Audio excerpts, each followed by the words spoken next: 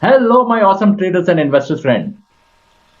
So last 2 days there was heat across the country about Union Budget 2021. It was tabled yesterday, and you would have seen the briefcase is gone, and the briefcase is replaced by the tablet, the beautiful tablet you would have seen. And we decided that just like last year, we will get an expert and take his opinion on the budget. Market has already been cheering from last 2 days. There has been a rally from last 2 days, and happiness across the board. Everywhere happiness is there because of this green market. And now I have a very special person. We did this particular budget episode last year together. Sachin Gurav, who is chartered accountant by profession, and he is also an author of upcoming book Wealth Sutra, which is supposed to release this year.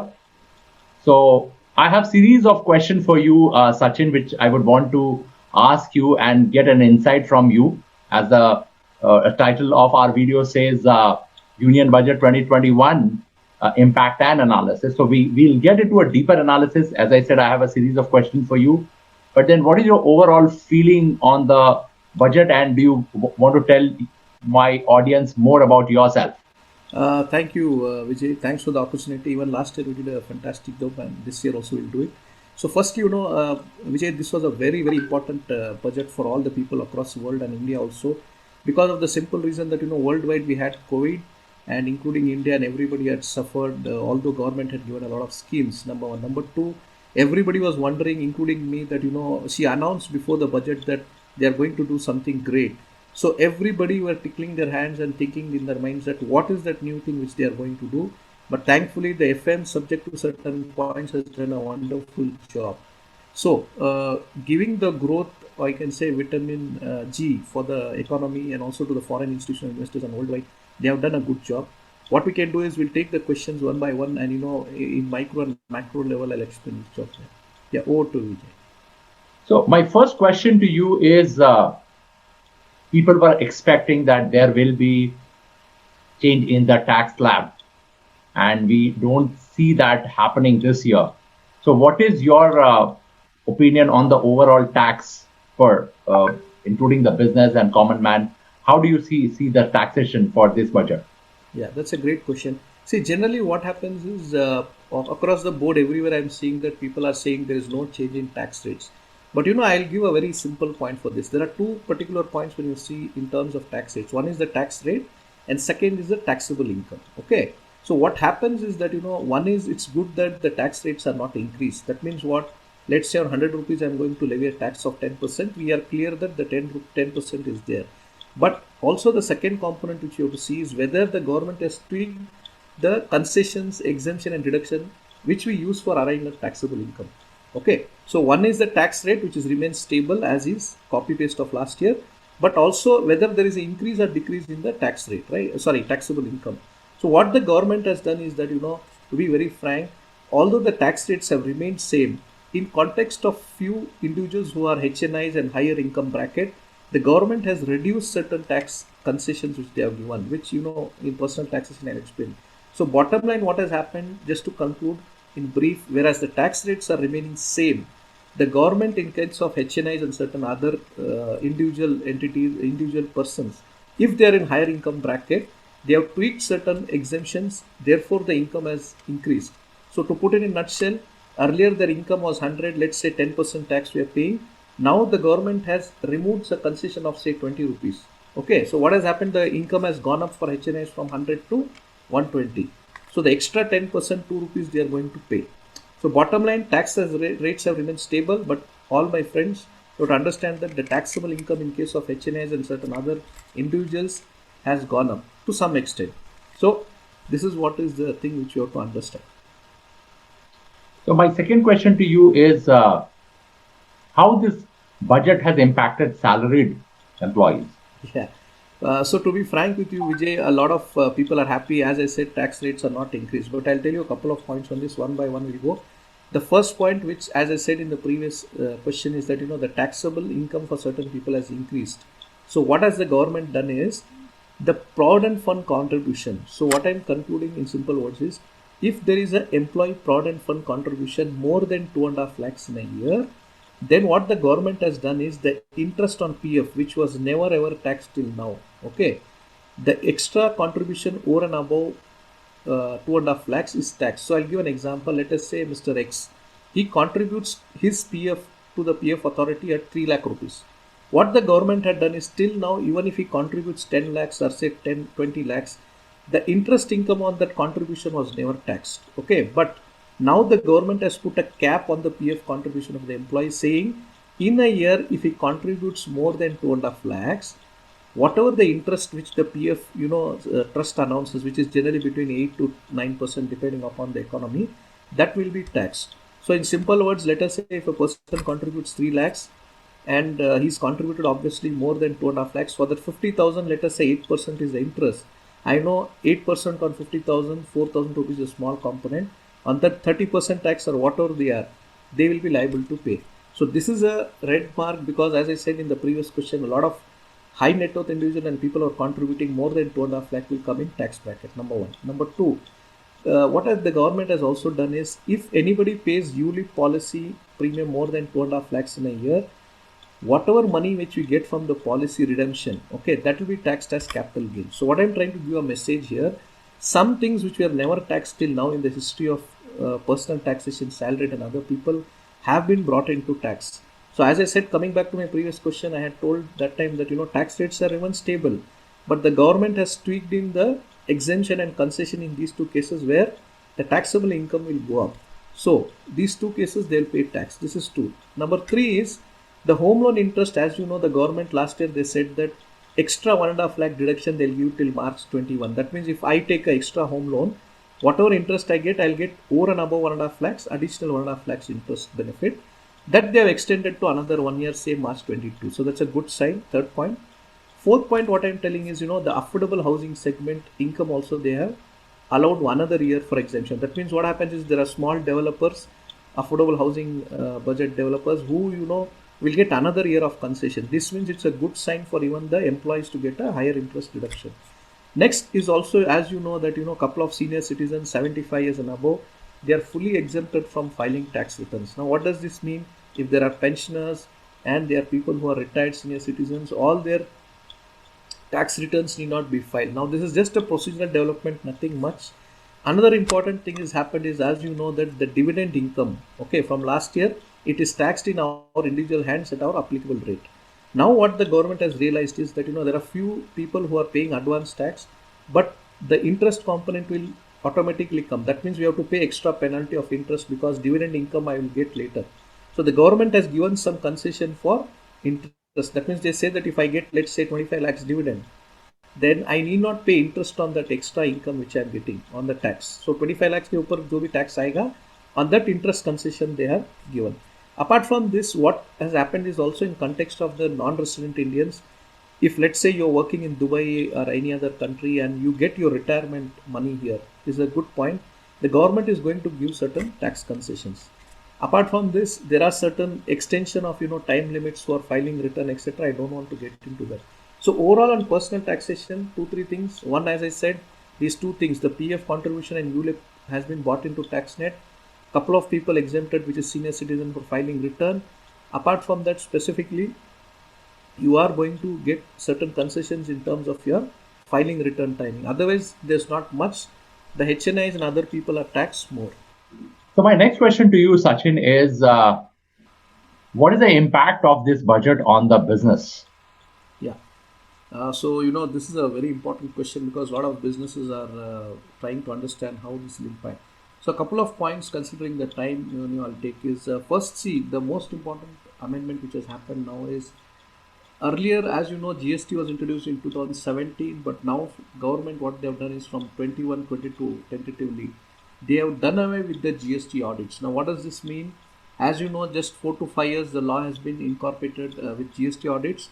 The government with the GST invoicing is going to make it transparent that no GST audit is required. This is a big impact. So crores of assessees, hundreds and thousands of them will not be required to get audited. That is one point. Second point, we are going into virtual tax hearings. What does this mean? A lot of tax hearings and litigative courts will get into e-hearing. That means virtual hearing will happen. Now this will reduce the paperwork and a lot of other costs, and it will also speed up the process. Third thing, which is very important, earlier the income tax law had 6 years time limit to open the assessment. That means to take up the case for audit. This has been reduced now to 3 years. This is a great impact because what will happen. Imagine billions of assessees, thousands of assessees, crores of assessees. They will now have only 3 years time. The government will have 3 years time to open the assessment. This is very good. Apart from this, one very major a very major amendment which the government has done is that Vijay, this is very crucial. Is last year they introduced something called TCS for sales. That means when we collect, when the big I'm talking about the big chunks, the L&Ts and all these customers, L&T, Gammon, Infosys, blah blah blah. When these people used to buy goods, sell goods, then there was a TCS at 0.1% on sales based on cash collection. But now they have introduced that into purchases. So this is going to create a lot of havoc in the market. I am sure business will start shouting that for 0.1% of tax collection you are troubling our ERP and all that. Apart from this, there is also certain dispute resolution mechanism which has been introduced in income tax. What does this mean? The small petty businesses which have income up to 50 lakhs, and if they have any dispute with the department, what the government has done is they said, "Acha chalo, let us sit on the table, we'll decide, and we'll come to some sort of resolution, some sort of arbitration, and get out of the tax case." So overall, what the government has done is removing certain audits. Number one, number two, tweaking certain headache points like TCS and TDS on certain purchases. Third thing, they have done virtual tax hearings. Fourth, concising the tax assessment audit period, which is good for businesses. And also, as I said, specifically, they have tweaked certain major businesses, which I don't want to go in detail. What they have actually done is there are certain specific businesses for which they have given tax concession like FIIs, concessional withholding tax, etc. So overall, for business people, there is a little bit cheer to be done. As I said, except for individuals, the tax rates have not been increased for businesses. Now I move on to my favorite question, which is, and I'm sure all my traders and investor friends are waiting for that. How do you Yeah. see the impact of this budget on stock market in a period of next 1 year? Yeah, so I think the way stocks have rallied in the past 2 days, but I will give a appreciation for the commendable job which RFM has done. So coming back to the stock, there are a lot of things, but I will touch the major one. The first point which I'd like to tell you is the disinvestment. As you know, there's not been a lot of talks. What will happen now is that the government is trying to remove their money. Take up the pump in funds through privatizing two banks and an insurance company. Now, the question which everybody will be having on a cross finger is which are those two banks which the government is going to capitalize or rather make it privatized. So this is going to be going to soar the market, which already has soared the market stocks. So that is number one. Number two is what the government has done next is that there is something called infrastructure development fund. Okay, in a simple words, I'm telling.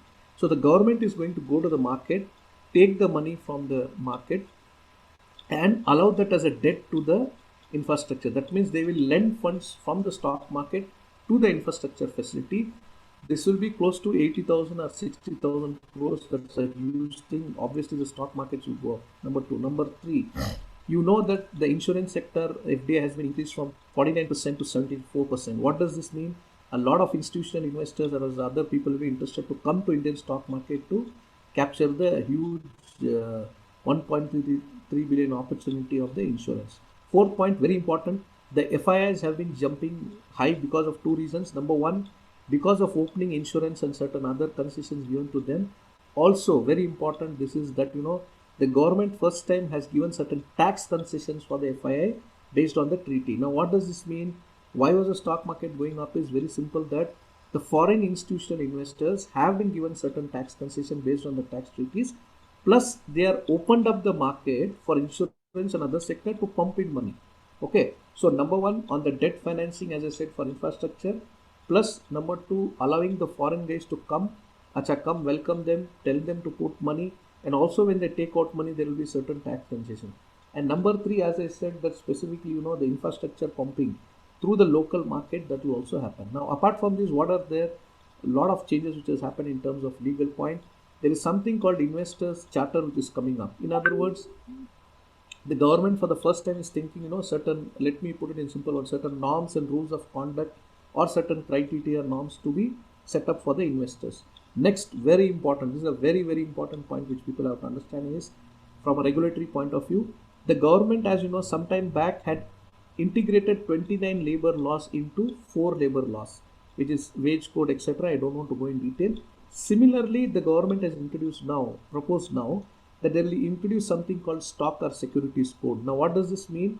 They will integrate a lot of stock related laws, whether it is SEBI, ADR, GDR, whatever you call, and then they will consolidate those laws. So, what will happen? Compliance may be easy. Plus, the point is, FIIs and other outside people, that is foreign investors, will like this, that it's a simple compliance. Now, other than this, does it mean it's end? No. Also, there is something called, which the government has introduced, a scheme of zero coupon bond financing. So what the government is trying to do is they will come out with zero coupon bond.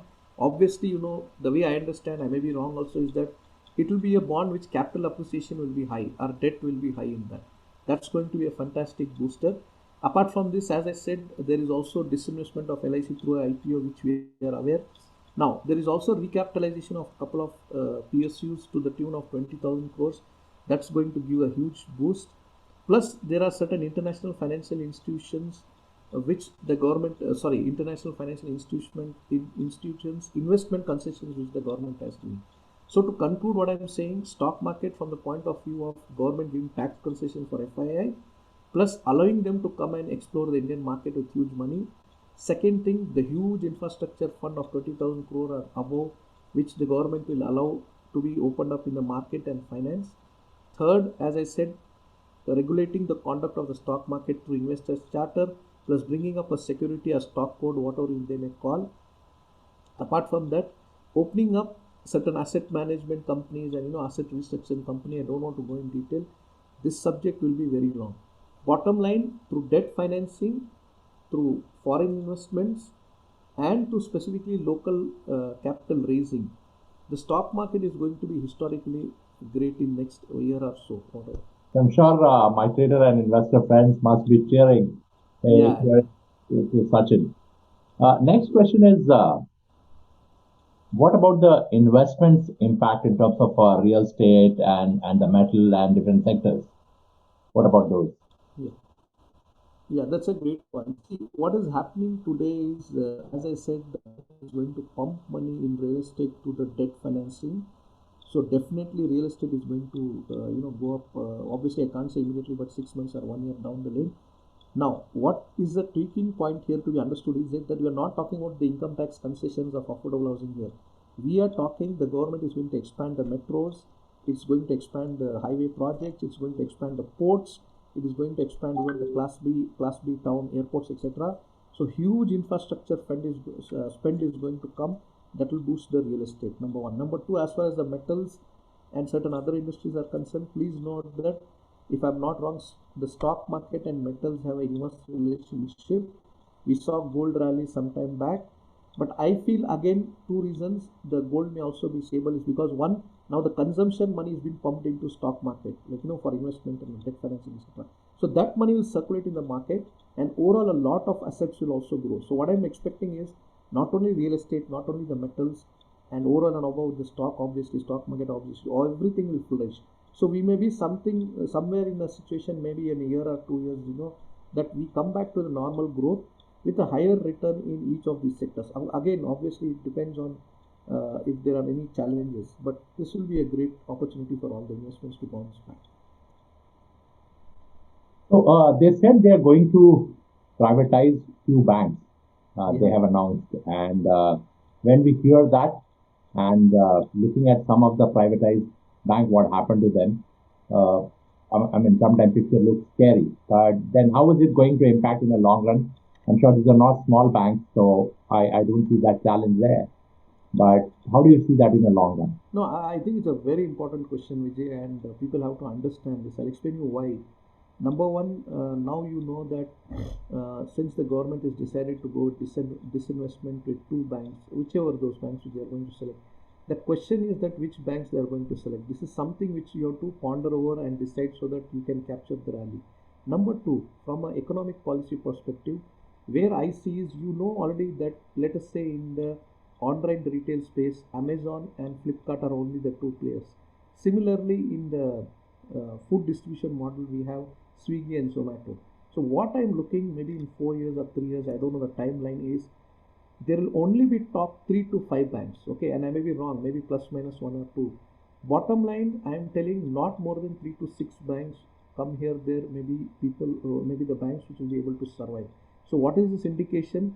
With the digital payment gearing up, number one. Number two, with the government coming further to remove some of the, don't mistake me, not required banks. Imagine the cutthroat competition which is going to have from Paytm, blah blah blah, all the 2 3 sectors of payment, online payment, and the government pushing it, telling that now I don't want any more than 3 to 4 banks. So bottom line, it's going to be a cutthroat competition for banks. I see in 3 to 5 years only 4 to 5 banks ballpark to be there, and believe me, they'll have tough competition because they'll be only having a business of lending to the market as against any other. So bank stocks, we have to be very careful that which are those 3 to 5 geared up stocks. How do you feel at overall the budget which our finance minister has tabled? I mean, do you think are there pointers that they could have done better, or you think that during this COVID, where everybody was expecting, I believe there will be a COVID cess, but we don't see that, and that definitely brings happiness to people. But what do you think? I mean, what could have been done better, or I mean, do you think this is what is the best which is being done? Yeah, that's a fair question. See, what has happened now is, if you see historically, past 1 year or so, we have been suffering from COVID. Now, having the COVID situation, where do we stand is a very, very important question. See, number one, we were stuck down with COVID, economic consumption was not there. Now, the finance minister is in a situation where she knows that there is no money in the economy, people are stressed up because of COVID, and just we have vaccines out. So, it inclined in the right time, and what they wanted was to put in money in the economy either through debt or through security market with stock, or getting it loaned up from the foreign people, right? So we are in a situation where we needed money. So what she could have done, and better, is only one thing, is get the money from anywhere else, whether it's stock market, whether it is loan you borrow from abroad, or you get investors from abroad. So there was no other option for these people, that is the finance minister, except to get the money. But this is a very important point. Now you're getting the money, whatever trillions of dollars, and they are expecting India to be a 5 trillion or $10 trillion economy also. But even Mark Mobius, what he said that is right now the whole focus is to get back the economy into working. So we have to collect money and pump the money, that is cash flow in the business, in the economy. Correct? Step one. Step two. This is where the challenge is. You need to actually deliver the return. That means what? The economy has to perform in the normal way. Infrastructure has to give the results. Consumption has to come up. We need to service the debt. That means whatever loan you are taking, right? Now what Mark Mobius also said is, how are we going to pay the interest on the debt, or even how we are going to repay the debt, was only one thing. Hopefully the only solution is next year or so, they may definitely increase the tax rate. So what I'm trying to give a solution now, my view is, considering the situation of COVID where we were hampered, there was no money in the market or economy, we took the loan. That is, the finance minister has taken the loan through funding, as I said, outside, inside, and through stock market. We will utilize the money. Okay, and finally we should be geared up that somebody has to pay the debt, just like how in US markets it happened. So, there is no other thing which, as far as I am concerned, which any finance minister could have done, except to give the lifeblood to the economy, and then, tell them that, look, I'm giving this, but you have to service the debt in future through tax rates which may increase in future in next budget. Number one. Number two, this is very important point. See, everybody is jumping on the market going up and all, which is right. I respect that. But slowly they have also included the agricultural and infrastructure development cess on imported goods. Now, this is a very important point which people have missed. What do you mean by this is, you already know that we are almost paying $1.5 for the petrol now. It's 89.90, whatever. Correct? Now, getting in an additional cess on the petroleum products, which the state and central government will do, and on imported products, may be increasing the cost of the products which you buy and manufacture. So what I'm trying to give information here, there is a cess which is introduced on petroleum and certain restricted products. this is going to get into certain inflationary situation which nowhere in the budget they have trusted upon. So keeping aside the rally and also respecting our decision to get the money, this cess AIDC or whatever we call it, agriculture and infrastructure development cess, is a very important cost which we have to bear in mind. So overall she's done a good job, I really agree. As you know, there are some marginal increase in tax rates for HNIs, not rates, sorry, the taxable income. But I feel there is no other thing which she could have done. And I was also waiting for Mark Mobius input because this was a critical thing. So let the money flow in, but remember next year or so when we meet up, we have to see that which tax rates are increased or what of taxable income is increased. Yeah, No, I totally agree, Sachin. And of course, we are going through tough time, and yeah, this is gonna go extend. We don't know for next 6 months or a year's time. And definitely, when your economy is not moving or it's just slowly moving, you got to have money, right? So that you can take care of people, where your people are more like either living from paycheck to paycheck, and it's more like a hand to mouth, all trouble times we have seen in the past. Absolutely. So definitely we got to be ready to service those people. I think it is a responsibility of a privilege to give underprivileged, take care of the underprivileged. I think the way this whole education system is being designed, it is not teaching us that. But I think through this interview, I would definitely want to say that it is a responsibility of the privilege of this country is to take care of underprivileged. And whatever we could do, we should do, right? So definitely good that the government is heading in a right direction and people are acknowledging it as well. So last question to you, Sachin. If we have to take, two or three key points. I mean, what is the one important point which you will tell, or maybe two, three key takeaways from this budget? yeah. So, firstly, maybe some of the points may be repetitive, but that's fine. See, the first and foremost point, as I said in the beginning during the stock market session, is the government has pushed in three things very importantly. Based on the point that we need to increase the consumption. Number one, that we have allowed the foreign direct investment in insurance and also given them certain tax and other concessions wherein they are going to come in. Now, because of time paucity, I could not go in. Even sovereign wealth funds and pension funds have been given huge concession, which even Rakesh Jujunwala was saying. So that is point one. So I'm saying foreign money will come in, which is very good and pump up the market. Second important point, debt financing. What I am trying to tell is you will not be surprised. We will not be surprised if trillions of billions of money of debt will be funding through the infrastructure, which will give a huge boost because as you know, infrastructure is only the key. Once the roads, the rails, ports, and other things develop, automatically the employment will go up. Automatically people will start incurring money. Automatically salaried people will get money. Third most important point is the overall rejigging of the stock market. What I'm trying to tell is getting it into a stock market code, whatever we call investor charter, the stock market or security code. And this will help us to get more confidence of the local people. That means I'm saying the funding or the investment which will come up in the stock market will be huge. And as you all know that stock market is nothing but a barometer of the economy. That means it's the barometer or thermometer of the economy which shows that how the economy is moving, correct? So as I said, the one key important takeaway is that we need to see that whatever money or inflow which you are getting from the disinvestment of the banks plus debt financing market which you are going to get plus stock investments and from foreign investment, this money has to be utilized for growth and it has to come out. So the next important point which I'm saying is whatever money we get in for consumption, we have to execute that and pay back the money. So overall, the budget is really good. Obviously, there are certain ifs and buts, but that's fine. But we have to come into growth track economy. There is no other way which you can go in. No, absolutely, absolutely. Not only us, I think economy across the world is struggling with the grace of Almighty. We have kind of checks in place. We have a vaccine is in place now, and we are actually contributing to the world. I mean, that is for sure. We are going to do much better in coming days. So thank you so much, Sachin, and I mean, of course, last year when we spoke, there was a great insight, and this year also, I mean, the depth of analysis what you have given us is commendable, because when we just look at the headline, but a person like you would have a deeper understanding of it, and I think you did a fantastic job in making us understand the impact to your analysis. So I think you have a session coming up on the 6th of February. What's the time? Is it Yeah. 9:30? So I'll just brief it. Yeah, it's at 9:30 a.m. Yeah, Saturday. Mhm. Right.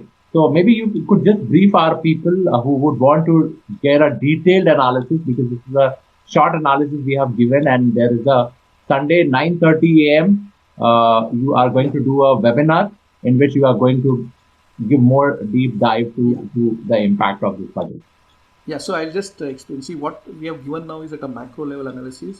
But what I'm going to do on this Saturday, which is February 6th at 9:30 a.m. to 11 a.m., we are going to deep dive into each of the sectors. So whether it is defense, real estate, infrastructure, agriculture, stock market, all the sections I'm going to deep dive, personal taxation, corporate taxation, and give a point by point PPT presentation through the webinar where we'll go very deep, and it will give a detailed analysis of the entire budget. So you can also think if you can plan for your business or income. So I've shared the link. Whoever is interested can subscribe to the link, which is webinar on Saturday, 6th February, and we will go ahead with this session.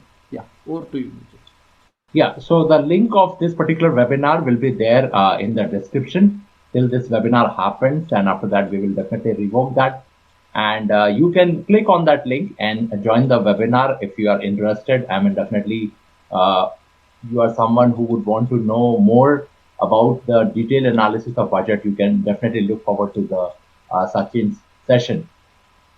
So I think that's all from my side. And once again, thank you so much. It was a pleasure hosting you. And we are definitely looking forward to your upcoming book, Wealth Sutra, which is supposed to release in 2021. I believe because of the COVID situation and all, it got delayed because you were caught up in a lot of other things. Yeah, correct. Yeah. Thank you, Vijay. Really a pleasure always to work with you. Obviously, there's a lot of validation, and definitely, yeah, 21 we will be coming out with the book. I'll be coming out with the book, and definitely, whatever, whenever validation to be put for Vijay and team, I'm ready. Yeah, thank you, Vijay, for providing this opportunity. Right, and we will be leaving the contact of Sachin in the description. I mean, if you are looking for somebody who can help you in terms of your taxation and things like that, I mean, definitely you should look forward to reach out to Sachin. Yeah, Yeah. thank you. And just on the book, as I said, the Wealth Sutra is a book which is basically a system or a process which will help you to plan and build wealth, whether you're a businessman, individual, or a corporate. Yeah. Thank you, Vijay. Thank you very much for the opportunity. Thank you, Sachin.